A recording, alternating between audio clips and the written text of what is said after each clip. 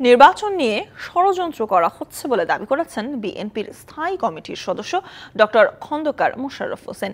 তিনি বলেন, বিএনপি সংস্কার চায়, তবে নির্বাচনকে অগ্রাধিকার দিতে হবে। জাতীয় প্রেস ক্লাবে নিউ ইয়র্ক স্টেট বিএনপি যুক্তরাষ্ট্র শাখার উদ্যোগে আয়োজিত মতবিনিময় সভায় তিনি এসব কথা বলেন। পাশাপাশি তিনি বলেন, দ্রুত নির্বাচনে বিএনপির দাবির অপব্যাখ্যা করা হচ্ছে।